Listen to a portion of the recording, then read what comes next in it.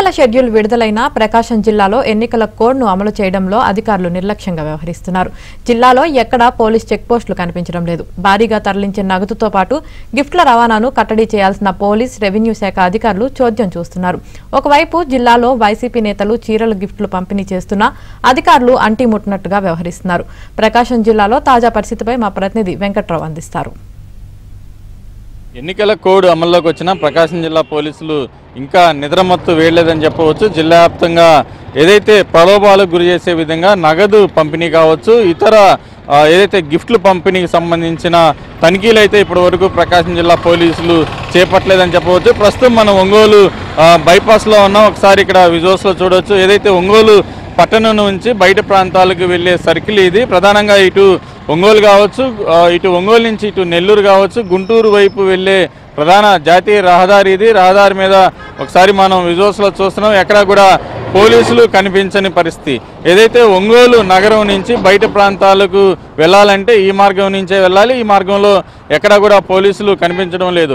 ఒకవైపు జిల్లా వ్యాప్తంగా ఏదైతే వైసీపీ నేతలు చీరల పంపిణీ పెద్ద ఎత్తున చేపడుతున్న పరిస్థితి అయితే కనిపిస్తూ ఉంది. దీంతో పాటు వాలంటీర్లు కావచ్చు, ఇటు సచివాలయ ఉద్యోగులు కావచ్చు, వాళ్ళందరికీ కూడా ఇంటికి పిలిచి ప్రత్యేకంగా సమావేశాలు ఏర్పాటు చేసి మరి పెద్ద ఎత్తున గిఫ్ట్లు పంపిణీ చేస్తున్నారు. దీంతో పాటు నగదు పంపిణీ కూడా వైసీపీ నాయకులు చేస్తున్నారు.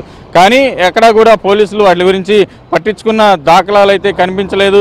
ప్రస్తుతం ఎన్నికల కోడ్ అమల్లో ఉన్న సమయంలో ఏదైతే కోడ్ అమల్లోకి వచ్చిన వెంటనే జిల్లా వ్యాప్తంగా కూడా తనిఖీలు, అదేవిధంగా చెక్ పోస్టులు ఏర్పాటు చేసి తనిఖీలు నిర్వహించాల్సిన పరిస్థితి ఉందని చెప్పాలి.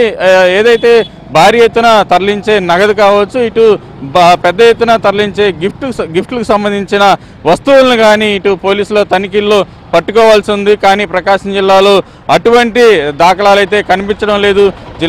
ఉమ్మడి ప్రకాశం జిల్లా వ్యాప్తంగా కూడా 56 మండలాలు ఉన్నాయి. 56 మండలాలతో పాటు చుట్టుపక్కల ఉన్న 4-5 జిల్లాలకు సంబంధించి సరిహద్దులు కూడా ఉన్నాయి. కానీ ఎక్కడా కూడా పోలీసుల చెక్ పోస్ట్ ఇంత మటుకి పెట్టిన పరిస్థితి అయితే కనిపించలేదు. ఇప్పటి వరకు కూడా ఏదైతే ఇటు జిల్లాలో ఉన్న డ్వాక్రా మహిళలకు కావచ్చు, ఇతర వైసీపీ మహిళా నాయకులకు కావచ్చు, అదేవిధంగా ఇటు సచివాలయ సిబ్బంది, వాలంటీర్లకు పెద్ద ఎత్తున ఇటు వైసీపీ నేతలు ఇటు చీరల పంపిణీ కావచ్చు, ఇటు విలువైన గిఫ్ట్లు పంపిణీ, దీంతో పాటు డబ్బుల పంపిణీ కూడా ఒకవైపు చేపడుతున్నారు. కానీ ఎక్కడ కూడా పోలీసులు వాటిని అడ్డుకున్న పరిస్థితి కనిపించలేదు. ఇటు ఏదైతే ఎన్నికల కోడ్ అమల్లోకి వచ్చిన తర్వాత కూడా ఇదంతా కూడా వైసీపీ నేతలు యథేచ్ఛగా కొనసాగిస్తున్నా కానీ ఎక్కడా కూడా వాటిని ఇటు రెవెన్యూ, పోలీస్ అధికారులు ఎక్కడ కూడా అడ్డుకున్న పరిస్థితి కనిపించలేదు. ప్రధానంగా ఎన్నికల కోడ్ అమల్లోకి వచ్చిన తర్వాత కూడా ఇటు ఏదైతే పోస్టులు పెట్టకపోవడం మీద పెద్ద ఎత్తున విమర్శలు అయితే వెల్లువెత్తున్నాయి. ఇప్పటి వరకు కూడా పోలీసులు అటువైపుగా స్పందించకపోవడాన్ని కూడా ఇటు ఏదైతే ప్రతిపక్ష పార్టీలు తీవ్రమైన విమర్శలు అయితే వెల్లువెత్తున్న పరిస్థితి కనిపిస్తూ ఉంది. ఏదైతే అధికార పార్టీ నేతలు ప్రలోభాలకు గురి చేసే పర్వం ఒకవైపు కొనసాగుతున్న నేపథ్యంలోనే ఇటు పోలీస్ చెక్ పోస్టులు జిల్లాలో ఇంకా పెట్టలేదన్న ఆరోపణలు అయితే వినిపిస్తున్న పరిస్థితి ఉంది. ఇది ఒంగోలులో ఉన్న తాజా పరిస్థితి.